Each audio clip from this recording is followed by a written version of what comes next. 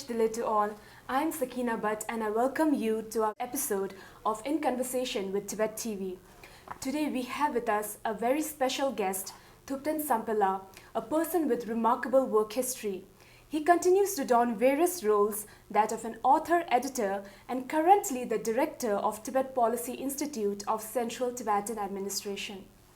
He is also one of the longest serving civil servant and has served CTA for over 38 years. Welcome Samphel to the show. Very glad to have you here. Thank you, Sakina. We will be discussing about the research work of Tibet Policy Institute, providing Tibet-related work to intellectual bodies and also providing framework for CTA's policies. So Samphel, to start with, can you please tell us about how TPI came into existence and how is it serving as an important organ to CTA? The origins of the Tibet Policy Institute goes back to the late 1960s and early 1970s. So it started as a monitoring service to monitor Chinese radio transmission to help the Central Tibetan Administration understand developments and events in Tibet. In those days, to obtain information in Tibet was extremely hard. Unlike today, I mean, the situation is as it was under severe lockdown, but just like today, but not blessed by the internet interconnectivity. So though Tibet today is under lockdown, because of the internet, social media, there is a free flow of information. This was not the case in those days. There were no fresh new arrivals coming from Tibet. So for the Central Tibetan Administration to understand what's happening in Tibet, the best feasible manner was to listen to radio broadcasts from Tibet. Okay. So these days, ever since CQM was elected the president. I mean, these days, the president of the Central Tibetan Administration, Okay. he wanted a full-fledged research center. Mm-hmm. So our mandate is to do research on specific areas in Tibet with the hope that this will help the Central Tibetan Administration understand the situation in Tibet. Okay. We haven't got there, but we are trying our very best to do hard, solid research. So this will, in the hope that this will help the Kashak to understand what's happening in Tibet. Okay, so basically it's Sikyong who is the main brain behind all this. Yes. He's brought up in this intellectual environment. So he wanted a standard research center for the Central Tibetan Administration.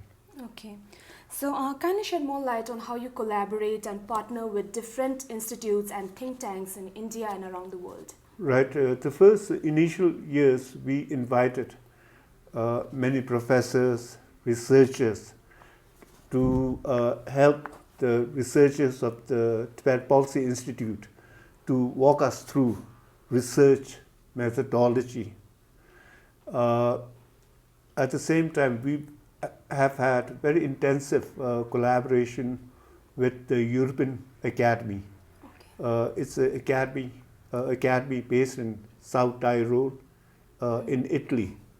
So they every year, 2 times a year, they invite 2 researchers to attend their workshop on various issues. So this helped our researchers. By 2 researchers, you mean 2 from TPI who goes there? Yes. Okay. two researchers 2 times a year. Okay. So in 1 year, 4 researchers. So they spent about 2 weeks in the at the European Academy. So we've had very intensive collaboration with them, and then we've had our researchers going to John Hopkins University to discuss and to share their research findings, and same thing with Westminster University in London. So, and then Moscow, the Russian Academy of Science, where our researchers talk about their specific research. Then here in India, we've signed a memorandum of understanding with the Chennai Center for China Studies. So the gist of the memorandum is for their scholars to come to Dharamsala and jointly organize conferences on Tibet.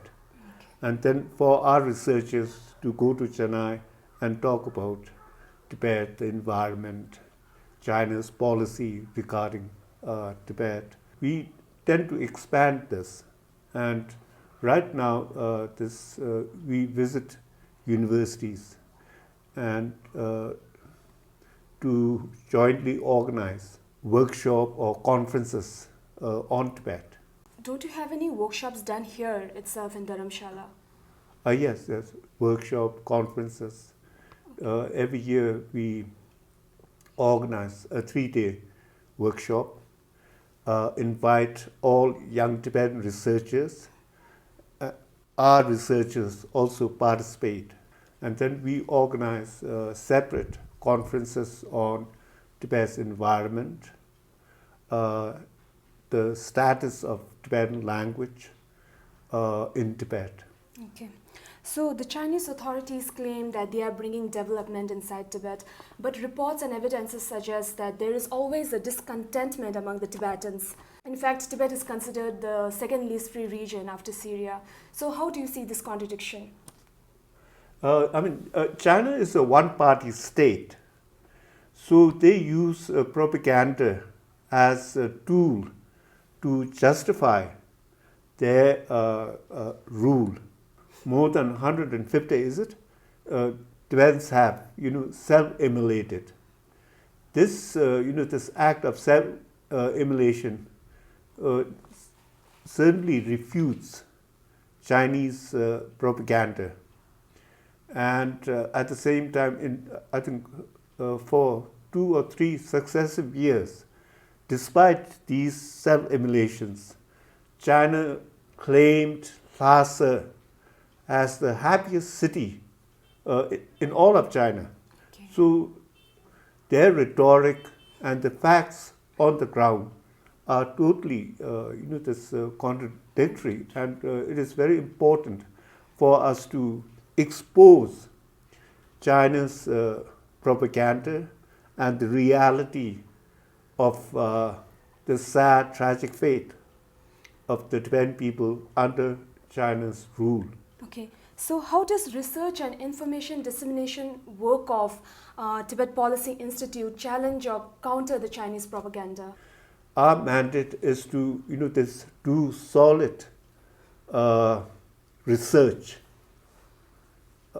and not just refute the rhetoric of the Chinese government. Joseph Nye, the Harvard professor, he's the creator of the concept of soft power. Okay.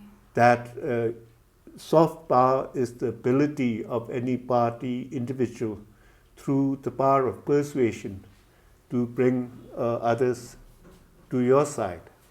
So Joseph Nye said that these days, in this day and age, issues are settled not only by whose armies win, but whose story wins. So I think the mandate of the Tibet Policy Institute is to tell the Tibetan story. The Sino-Tibetan dialogue has been stalemated since 2010. So what contribution in terms of intellectual and policy formulation can TPI provide in order to harness the potential and sustainability to bring peaceful resolution in Tibet? I think the most important contribution the Tibet Policy Institute can make is on the environmental front. So we have 2 full-time researchers doing research on the environmental importance of Tibet. To highlight that Tibet is the source of 6 major rivers in Asia, which feed, irrigate, I think, and support the lives of millions of people in China, Southeast Asia, and South Asia. Okay. So I think their research is important because by highlighting the environmental and ecological importance of Tibet, we are saying that what China does in Tibet is not only a Tibetan problem, it touches on the lives of so many millions of people in Asia. So it becomes an pan-Asian problem. Okay. Thank you so much for your time, Right. Samphel. It was such an insightful conversation. Thank you. TPI is not just an information provider, but also serves as a think tank to CTA on issues relating to Tibet. Thank you so much for watching, and see you in our very next episode of In Conversation with Tibet TV.